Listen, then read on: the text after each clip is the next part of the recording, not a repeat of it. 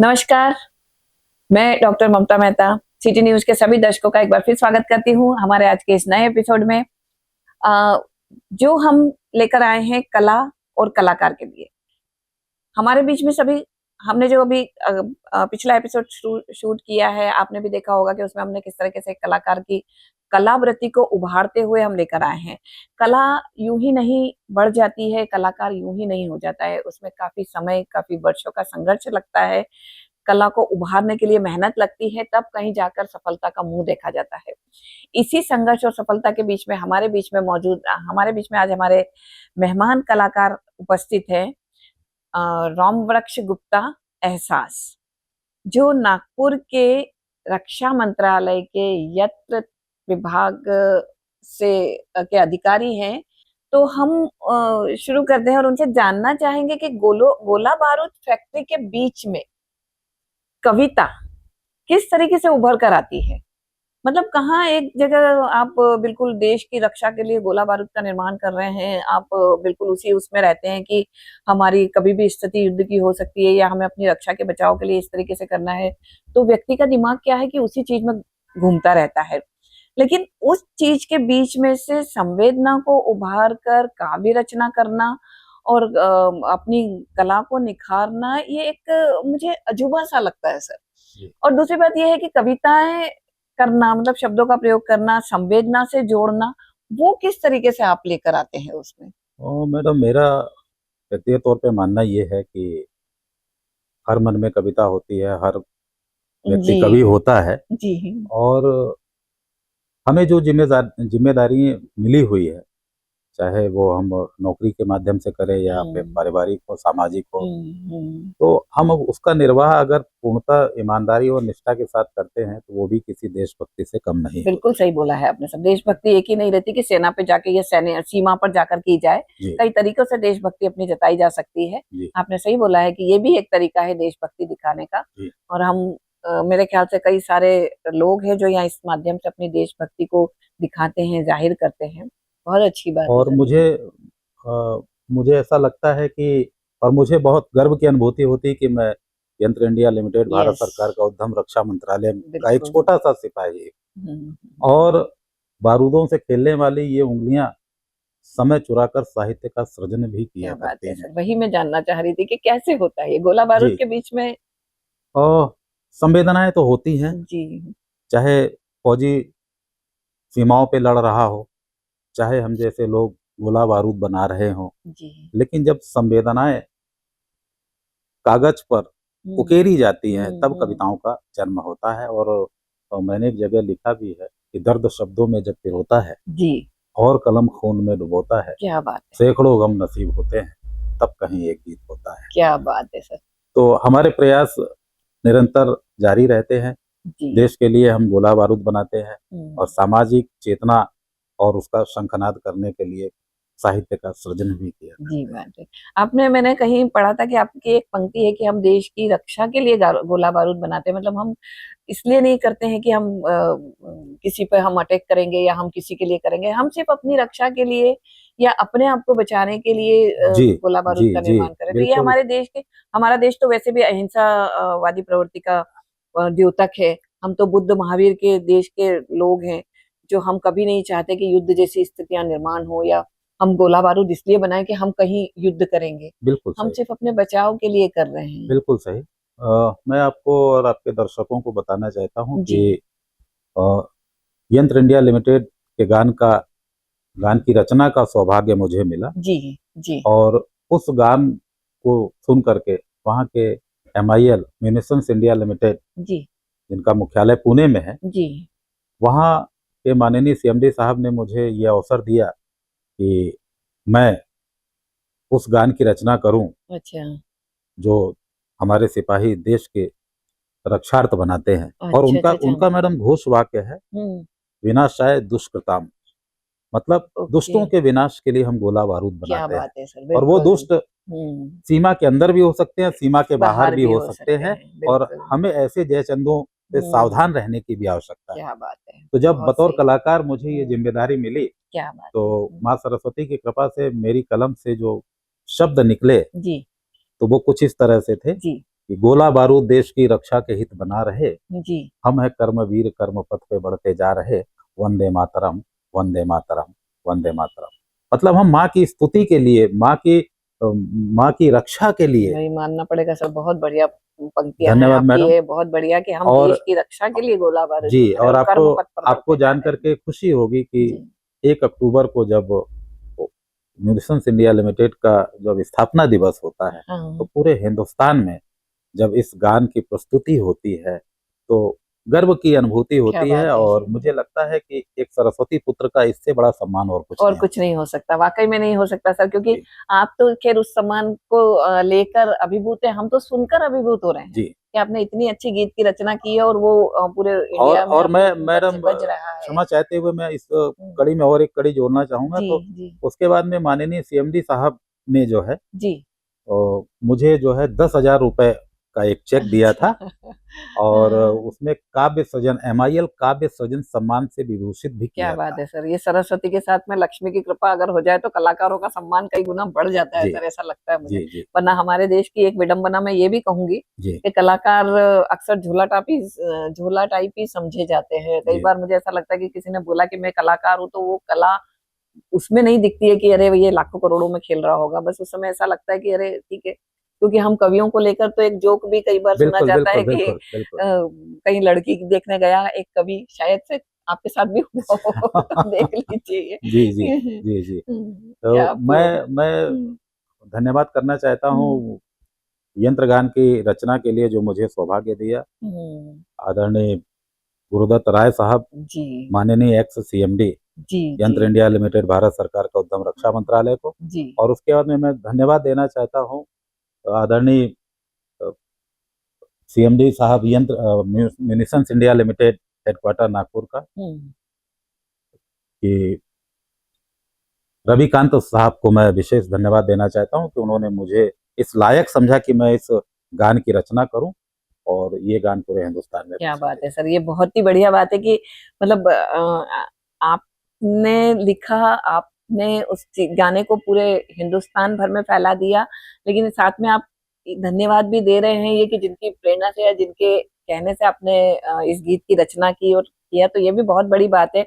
आदरणीय गुरुदत्त साहब के हम भी आभारी रहेंगे कि उन्होंने सर को ये प्रेरणा दी और सर ने जी इतने अच्छे गीत की जी जी। रचना कर डाली। और तो हमारी तरफ से भी उनको गुरुदत्त राय साहब तो आपको आभारी हैं हम भी व्यक्तिगत तौर पे जानते हैं, और उनके जी, समक्ष आपने काव्य पाठ भी कई अरे कई बार किया है। अरे क्या बात है सर। जी जी जी जी। और तो इसमें और मैं एक चीज और बताना चाहता हूँ जी कि अ, इस गान को देख करके जी जो अखिल भारतीय यंत्र महिला कल्याण समिति है, जी तो उन्होंने मुझे आदेशित किया हम्म, कि आप इस गान की रचना करें। जी तो मैंने मेरे द्वारा कोशिश की गई कि मैं उसकी रचना करूं। तो मेरी कलम से निकला, नारी शक्ति है महान जग में, नारी शक्ति है क्या महान। बात है। और उनका घोष वाक्य है, माँ कदापि त्यज घोष वाक्य है, वह नई प्रतिकृति लगती है, और यंत्र इंडिया की नारी शक्ति बहनों को जागृत करती है, नारी शक्ति है महान जग में, नारी शक्ति है महान। तो मैं यंत्र महिला कल्याण समिति के सभी पदाधिकारियों को भी विशेष धन्यवाद देना चाहता हूं कि उन्होंने मुझे इस लायक समझा, हम्म, और अ, मुझे ये सौभाग्य मिला बिल्कुल कि मैं सही। इसकी मैं रचना करूं। बिल्कुल जी बोलना जी चाहूंगी कि शायद उन्होंने आप ही में इस चीज को देखा होगा, आप ही में कैलिबर को देखा होगा, इसलिए उनको लगा कि इससे बढ़िया रचना या इससे बढ़िया कोई और रचनाकार हो ही नहीं सकता जो इस तरह से रचना कर सके। तो जब आप एक दो तीन ऐसे गीतों की रचना करते जा रहे हैं और वो आपको मौका मिलता जा रहा है, वो अवसर मिलता जा रहा है, जी। तो ये भी एक वो वाली बात है कि शायद उनको भी कहीं ना कहीं आप में ही नजर आ रही होगी ये योग्यता की। इस तरह शब्दों को पिरोना भी एक बड़ी बात होती है इसके सर। बाद में मैडम मैं और बताना चाहता हूँ कि पिछले साल फरवरी में जी मैडम डॉक्टर चित्रलेखा राय, जी जो अध्यक्षा अखिल भारतीय यंत्र महिला कल्याण समिति थी, अभी हम्म। एक्स हो मैं गई हैं। शायद हम जी, मिले हुए हैं आपने उनके उनसे, समक्ष मिले काव्य पाठ मिले क्या ना, हम किया है, मिले आप हुए हैं मिले भी उनसे हैं। जी बिल्कुल। तो उन्होंने मुझे बोला कि गुप्ता जी आप जो है बच्चों के लिए भी कुछ लिखिए। अच्छा तो मैं बताना चाहता हूँ कि जो अंकुर विद्या मंदिर जो स्कूल है, हाँ वो यंत्र महिला कल्याण समिति उसको संचालित करती है। अच्छा तो मुझे ये सौभाग्य मिला, तो मैंने हम्म बच्चों के लिए लिखा, खेलना कूदना पढ़ना लिखना हम बच्चों का कर्म, हम्म आओ मिलकर हम सब बोले वंदे वंदे मातरम। मातरम मतलब रक्षा बहुत ही बढ़िया वंदे ये, मातरम मतलब आप का ऐसे समझिए। जी, वंदे मातरम इसलिए कि मैडम बचपन से ही नौनिहालों को हमें सिखाया जाना चाहिए कि हम वंदे मातरम किस तरीके से जो है बच्चों को सिखाएं, ताकि आगे चल करके उनमें देशभक्ति की भक्ति की भावना भावना प्रबल जागे, हो सके। बिल्कुल बिल्कुल सही बात तो बोल रहे हैं। ये भी जो है बच्चे जो है रिसेस में बड़ी हम्म तोतली आवाज में जब गा रहे हैं, तो मुझे हम्म एक दो बार मैंने देखा हम्म तो मुझे बहुत खुशी महसूस हुई, हम्म, और मुझे ऐसा लगा कि कलम से निकले एक एक शब्द कैसे मोती बनते हैं और जी उनके कैसे हार बन जाते हैं। जी और उस हार को पहन करके जब नौनिहाल इस गान को, इस गीत को जब गाते हैं खेलते कूदते, तो मुझे बहुत अच्छा लगता है। मुझे लगता है कि इससे अच्छा आपके सम्मान और कुछ नहीं हो उसपे तो सकता। मुझे, हम लोगों को खुशी हो रही है। और सच में जैसे अभी आपने जब एक तरह से देखा जाए तो यत्र इंडिया में रहते हुए अपने सैनिकों के लिए या देश के नौजवानों के लिए, नारी शक्ति के लिए, बालकों के लिए, सबके लिए गीत रचना कर दी है आपने, तो ये और भी एक बड़ी बात ये है। माँ सरस्वती और का कृपा विषय है, बिल्कुल बिल्कुल कृपा सही है। है, जी, जी, बिल्कुल हम जी, चाहेंगे कि जी, ये जी, कृपा आप पर बनी रहे। जी, और सच में सबको आपने वंदे मातरम से जोड़ा है। जी, मतलब आपने रक्षा मंत्रालय जो जी, एक तरह से देश की रक्षा का ही काम कर रहा है, और अपने देश के प्रति किस तरीके से बच्चों में या जवानों में या वो महिला शक्ति में भी देश जी, प्रेम की भावना जागरूक हो, प्रबल हो, उस चीज को आपने बहुत अच्छी तरह से अपने गीतों के माध्यम से उकेर दिया है। जी, तो हम तो यह भी, आपने जैसा बोला है कि देशभक्ति एक ही तरीके से नहीं दिखाई जाती, हर बिल्कुल, व्यक्ति अपने आप बिल्कुल, में देश प्रेमी होता है। जी, जैसे कि आप एक इस तरह से देश की सेवा कर रहे हैं। बिल्कुल। तो और क्या आपने इसके अलावा और क्या रचना आपकी जो मतलब संवेदना मतलब जगाती है, या कहीं कहीं मैंने सुना है कि आप हास्य कवि भी हैं, जो कि मैं आपके साथ देख भी चुकी हूँ, जी, जी, मैं जी, मंच जी, पर आपके साथ पढ़ चुकी हूँ, तो बिल्कुल, मुझे पता बिल्कुल, है कि आप बिल्कुल, हास्य कवि हैं। बिल्कुल, बिल्कुल। मैं तो आपको बताना हास्य का चाहूँगा। क्या, क्योंकि जी, जी, अभी इस आज के जमाने में जैसा हमको लग रहा है कि हास्य बड़ा मुश्किल हो गया है। जी, हर व्यक्ति अपनी किसी न किसी परेशानी से जूझ रहा है, हर व्यक्ति किसी न किसी परेशानी को लेकर बैठा हुआ है या कुछ है। तो ऐसी स्थिति में हंसना और हंसाना जी। एक कलाकार का बहुत बड़ा काम होता है।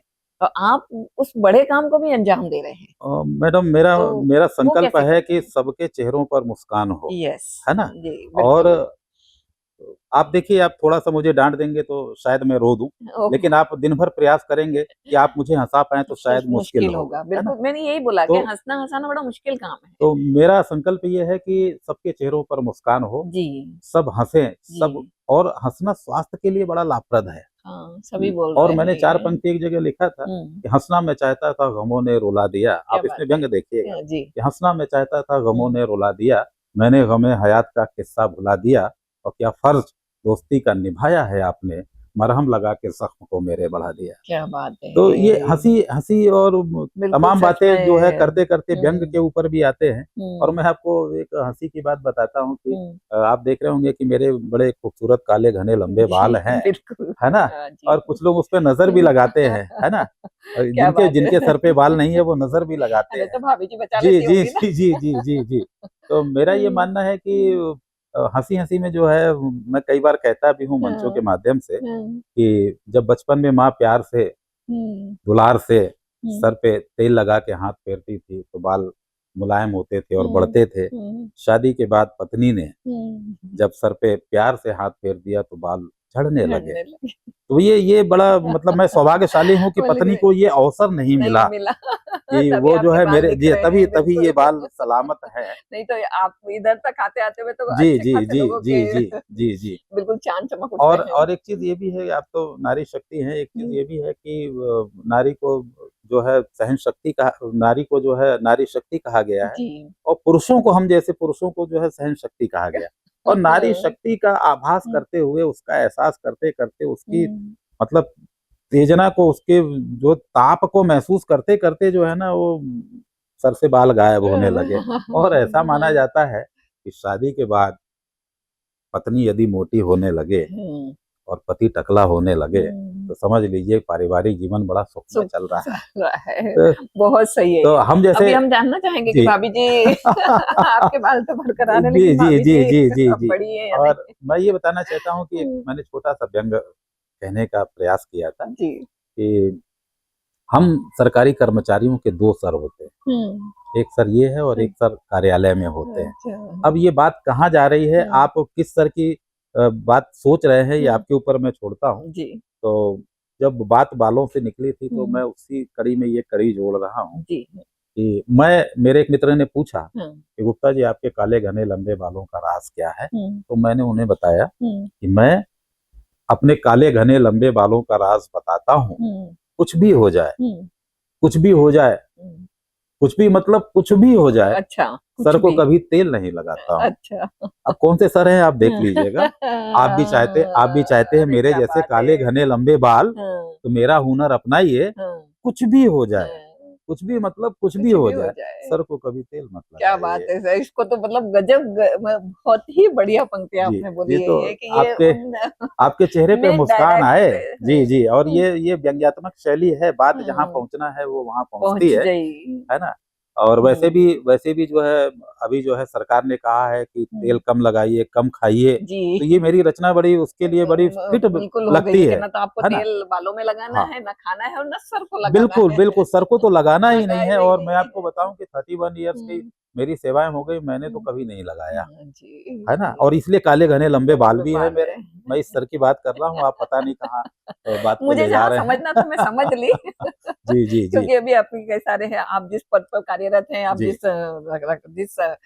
अपने रक्षा मंत्रालय में कार्यरत हैं, वहाँ मैं समझ सकती हूँ इस बात को, लेकिन इस स्थिति में भी आपने सर को तेल नहीं लगाया आपने। बिल्कुल, बिल्कुल, बहुत बड़ी बात है, बिल्कुल। ये बहुत खुशी की बात है कि आप अपने तरीके से, अपने हुनर से आपने अपने बालों को बचाए रखा है। बिल्कुल, ये बिल्कुल। बहुत अच्छी बात है, नहीं तो लोग बाग अक्सर तेल लगा कर ही कहाँ से कहाँ पहुंच जाते हैं। जी। लेकिन बिना तेल लगाए आपने अपने बालों को सुरक्षित रखा है, ये बहुत अच्छी बात है। मुझे लगता है हमारे दर्शकों को भी आपका व्यंग पहुंचा होगा बिल्कुल, और बिल्कुल अपने पहुँचा देख होगा। रहे हैं, और है ना? मैं बताऊँ कि मेरा उपनाम मैडम एहसास है। जी, और मैंने 4 पंक्तियाँ अपने परिचय की भी जी, कहने की बिल्कुल, कोशिश की है बिल्कुल। कि मैं तो दरिया हूँ बहता रहता हूँ, जी, दर्द सहता हूँ गज़ल कहता हूँ, जी, और पूछते हैं आप क्या पता मुझसे, मैं हूँ एहसास दिल में दिल रहता में हूँ। रहता और हूँ। जब मैं आपके दिल में रहता हूँ तो हुँ, आपके जो जितने भी गम हैं, दुःख है, दर्द है, खुशी है ना? जितने भी झंझावात हैं उसको भी मैं महसूस कर सकता हूँ, क्योंकि मैं एहसास हूँ, एहसास है ना? बिल्कुल और सही, बहुत लेकिन मैं सही, ये सही बताना बात। चाहता हूँ कि एहसास यूँ ही नहीं बन जाता है मैडम। हुँ, जीवन के हुँ, झंझावातों को सहा है हमने। जी, हमने गरीबी को बहुत करीब से देखा है। क्या बात है। हमने हुँ, जो है जीवन के संतरास को बहुत सहा है। तब हुँ, 4 पंक्तियाँ मैं कहने का प्रयास करता हूँ, हुँ, तब जाके ये एहसास बना है। जी, एहसास यूँ ही नहीं होता हुँ, कि तब जाकर के ये एहसास बनता है। और जो मैं आपको पंक्तियाँ सुनाना चाहता हूँ जी।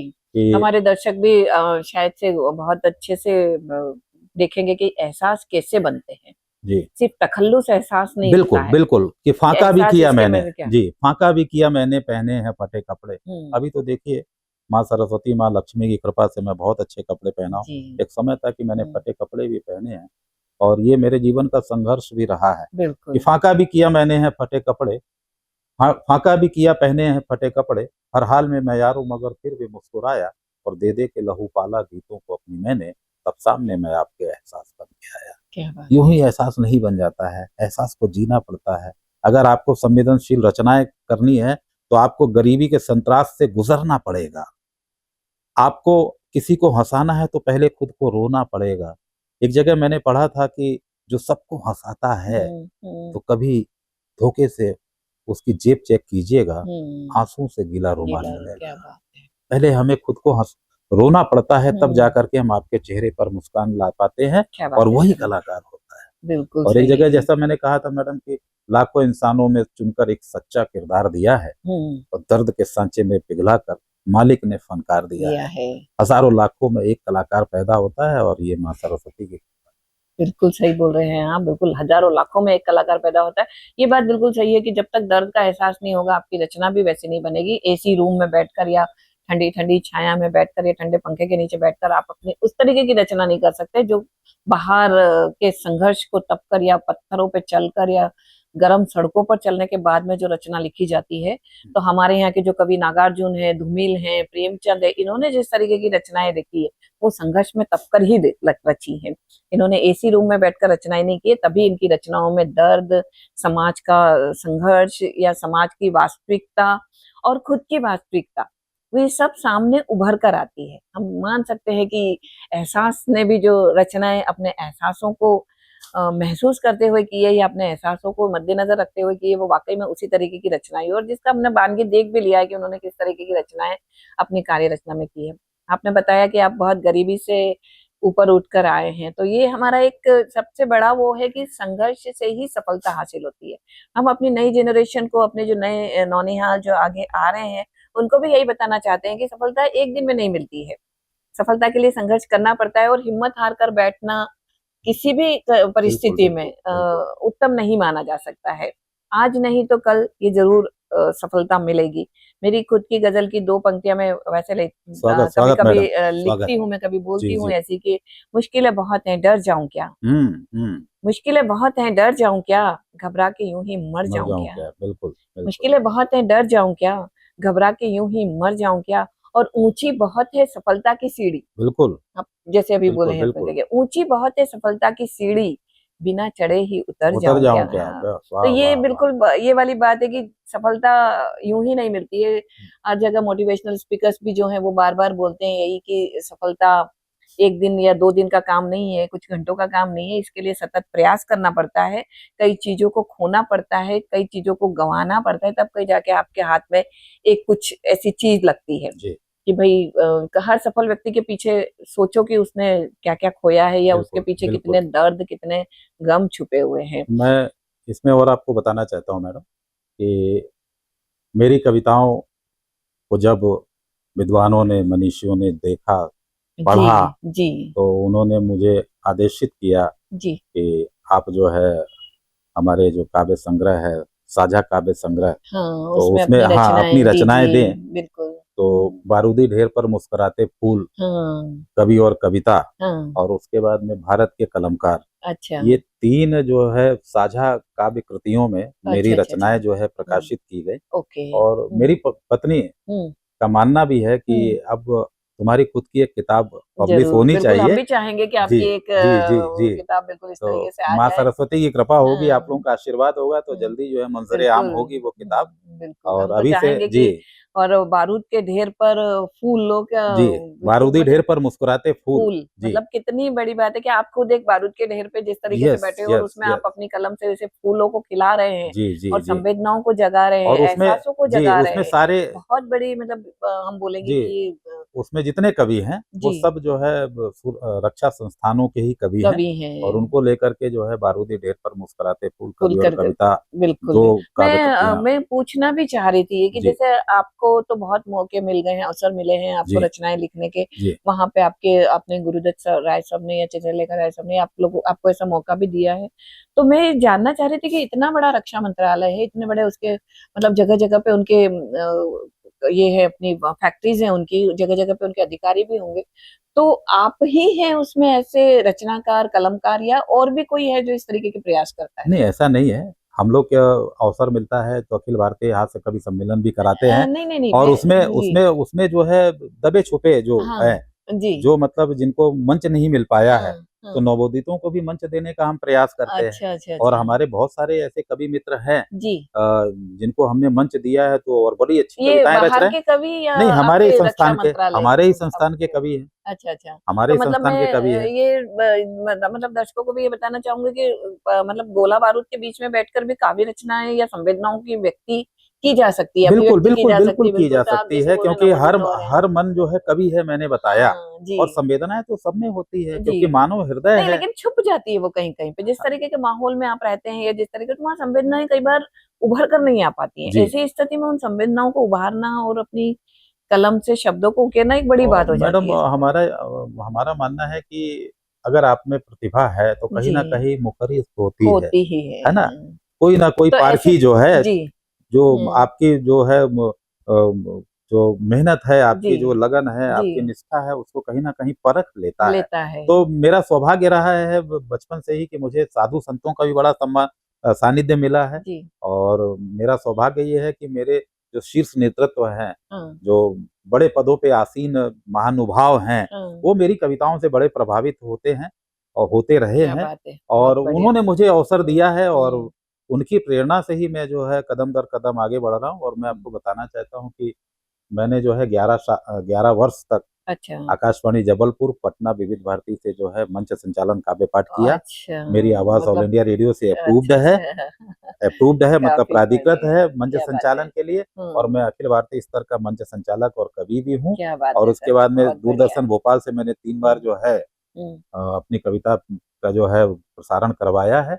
और अभी हाल में जो है मुझे भारत भारत 24 24 चैनल, पे, हाँ यस, वो जी, देखा मुझे था जी। अवसर मिला था। जी। तो मैं इसके लिए जो है हम्म, गुरुदेव अनित नारायण मिश्र साहब को भी धन्यवाद देना चाहता हूँ कि उन्होंने अपनी परखी निगाह से मुझे तौला, परखा जी। और मुझे इस लायक समझा कि मैं, और आपको हम्म, विशेष धन्यवाद देना चाहता हूँ और सिटी न्यूज़ को जी। कि आज ने डॉक्टर चंदू बिल्कुल, सोजतिया, बिल्कुल, बिल्कुल वो बिल्कुल। इस तरीके के कार्यक्रम आयोजित करते जी, रहते हैं, वो बीच जी। बीच और में मेरी ये हमारे आवाज़ द्वारा। जो है ना जाने कितने दर्शकों तक पहुँचेगी, और मैं जी। आपको बताना चाहता हूँ कि आज का ये एपिसोड भी पूरे हिंदुस्तान में हमारे सोशल मीडिया के माध्यम से भी बिल्कुल, जो है, बिल्कुल जाएगा, और हम चाहते हैं कि मतलब हम सभी दर्शकों को हमारे ये बताना चाहते हैं हम कि कहीं पे भी आप किसी भी परिस्थिति में रहो, कहीं पे भी रहो, चाहे स्थितियां जैसी भी हो, लेकिन अगर आपका मन संवेदनशील है, अगर आप थोड़े से एहसास आप में जीवित बिल्कुल, है, बिल्कुल, तो बिल्कुल। आप उनकी रचना आप किसी भी तरीके से कर सकते हैं। ये नहीं बोल सकते कि अरे मैं यहाँ था तो मैं नहीं कर सका, या मैं वहां था तो मुझे मौका नहीं मिला, या मैं इस तरीके से था तो उस कंडीशन में या उस स्थिति में मुझे लिखने का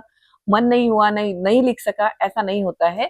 अगर आप में संवेदनशीलता है, आप में एहसास है, आप में भावनाएं हैं, आप में अभिव्यक्ति का माध्यम है, तो आप जरूर अपनी रचनाएं, अपने शब्दों को किसी भी तरीके से आप अभिव्यक्त कर सकते हैं, बिल्कुल। जैसे कि ये एहसास जी ने किया है। अभी एहसास जी ने बोला है कि कई सारे लोगों का मुझ पे मेरी रचनाओं को बहुत सारे संतों ने, बड़े बड़े लोगों ने सराहा है। सर, आपका तो नाम ही वही है। बिल्कुल। राम वृक्ष बेनीपुरी हमारे हिंदी साहित्य के एक बहुत बड़े जी, जी, जी, रचनाकार जी। हैं। न्यू तो कीट लिखा था उन्होंने। जी, बिल्कुल, जी, तो मैंने और पढ़ा है उसको। आपने तो नाम ही अपना उन पे और रखा है, तो कहीं न कहीं मैं तो आपको उनका असर बताऊँ कि आएगा मेरे ही। मेरे दादाजी का ये सपना था, जी। उनका ये मानना था हुँ।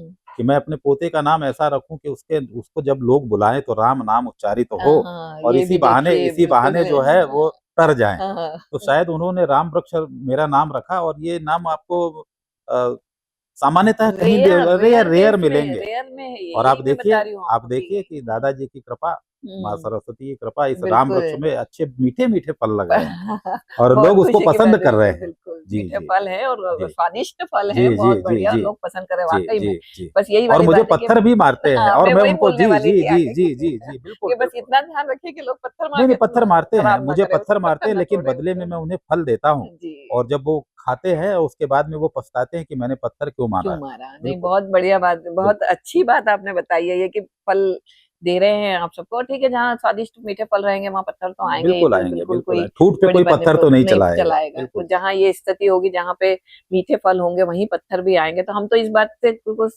उसमें लेते हैं कि चलो कुछ तो है हम में कि लोग पत्थर फेंकने के लिए जी, आगे आ रहे हैं। जी। और आपके नाम में ही राम भी है, जो अभी देश में बहुत, हमारा तो देश राममय शुरू से रहा बिल्कुल, है, अभी बिल्कुल, भी है। बिल्कुल, बिल्कुल। तो आप तो दोनों 2 तरह से आप देश को प्रतिनिधित्व कर रहे हैं, एक राममयी जी। और एक दूसरा वृक्ष, मतलब पर्यावरण को लेकर भी आप अपने देश की उस सुरक्षा के लिए, अपने देश को बचाने के लिए काम कर रहे हैं। तो आपके तो नाम में ही देश की रक्षा का भार छुपा हुआ है कि राम रक्षा करेंगे, और वृक्ष जो है वो तो हरियाली पर्यावरण लाते के लिए रहेंगे हरियाली और लाते लोगों को रहेंगे। फल देंगे मीठे-मीठे। बिल्कुल, तो आप बिल्कुल। रहेंगे। और वो फल कविताओं के माध्यम से भी मैं लोगों को दे रहा हूँ, और आ लोग ही पसंद रहे भी हैं, कर रहे बिल्कुल हैं, पसंद भी और कर रहे पूरे हैं। हिंदुस्तान में जो है मुझे बड़ा प्यार मिलता है इसके जी, लिए। जी, ये तो हमने देखा है ऑल जी, ओवर इंडिया में अपनी कविताओं से अपने उसकी धूम मचा रहे हैं, और जैसा जी, कि अभी आपने खुद बताया कि मंच संचालन आप करते हैं, जी, रेडियो से आपका मंच संचालन है, तो बिल्कुल आप देश-विदेश में अपनी कला का, अपनी हम कविता का, अपनी भावनाओं का प्रचार-प्रसार मतलब कर ही रहे हैं, मैं और पूरा मैडम देश जान मैं रहा है बताऊँ कि आपको जैसा राम जैसा वृक्ष। जी, बचपन में लोग पूछते हैं, कि बेटा तुम क्या बनना चाहते हो? हुँ, तो मुझसे पूछा तो किसी ने नहीं, लेकिन मेरे मन में ये था कि मैं टेलीविज़न का एक दबंग पत्रकार बनूँ। अच्छा। लेकिन वो मन की बात मन में रह गई, हाँ, हाँ। और देखिए ईश्वर को जो है मुझे रक्षा संस्थानों में काम कराना था, उसने वहाँ दे दिया। जी। अब उसके बाद में जो बाकी जीवन बचा है, तो मैं सोचता हूँ कि इस फ़ील्ड में भी मैं अपनी किस्मत किस्मत आज़माऊँ, आज़मा लें। और पैसा कमाना उद्देश्य नहीं है, जी। है ना? लोगों देश की की सेवा आवाज़, बिल्कुल करना, देश की सेवा करना देश और की लोगों सेवा की करना आवाज़ है। बुलंद करना, बिल्कुल। शंखनाद ये जो करना। चैनल है, ये भी एक तरह से यही है, पैसा कमाना इसका भी उद्देश्य नहीं है इस जी, सिटी न्यूज़ चैनल का। ये जी, भी अपने माध्यम से कलाकारों को मौका देना, या फिर देश की जो वास्तविकता है वो जनता के सामने तक लेके आना, और ज़्यादा नहीं तो कम से कम हमारे शहर की जनता तो अपने शहर के बारे में जाने। बिल्कुल। तो ये आपकी बहुत अच्छी आपकी सोच है, और अमरावती में तो पत्रकारिता आपने समझ मुझे लेता कई बार आमंत्रित किया है, मैं जी, आया हूँ और जी। लोगों को बड़ा हँसाया भी हूँ, और जी, लोग बड़ा बिल्कुल, प्यार इसीलिए करते मैंने हैं। बोला ना कि आप हास्य कलाकार हैं, माँ तो अम्बा हमारे देवी का आशीर्वाद भी मुझे कई जी। बार मिला है। मिलता रहता है। हास्य का मतलब एक मैं बार बार फिर उसी चीज पे आ रही हूँ कि गोला बारूद के बीच में युद्ध की सी स्थिति में हम अपने देश में अभी क्या स्थितियां देख रहे हैं, उसमें हास्य को उत्पन्न करना जी और हास्य को जनता तक पहुंचाना एक बड़ी बात हो जाती है। तो आप ये काम भी बखूबी कर रहे हैं, बिल्कुल एहसासों को तो जगा ही रहे हैं, लेकिन साथ में हास्य भी हमारे दर्शक श्रोताओं के चेहरे पर लेकर आ रहे हैं। तो ये भी एक बड़ी बात है कि सही है, अमरावती में भी आप आए हैं, कई जगह पे आपके कार्यक्रम हुए हैं, आपने अपने हास्य कविताओं से जनता को हंसाया है, संवेदनाओं को जगाया है, अपनी संवेदनात्मक कविताओं से भावनाओं को जगाया है। हम चाहते हैं कि आप इस तरीके के जो कार्यक्रम है या अपनी जो संवेदना है, आपकी जो कविताएं, वो इसी तरह आगे बढ़ती रहें। आप इसी तरह देश भर को अपनी संवेदनाओं से जागृत करते रहें, हंसाते रहें, लोगों के चेहरों पे मुस्कान लाते रहें और देश की रक्षा का भार जिस तरीके से अभी आपने संभाला हुआ है, आप इसी तरीके से संभालते रहें। बहुत बहुत धन्यवाद सर धन्यवाद आपका। मैडम, बहुत बहुत धन्यवाद आपका और इस चैनल का बहुत बहुत धन्यवाद। जय हिंद, वंदे मातरम।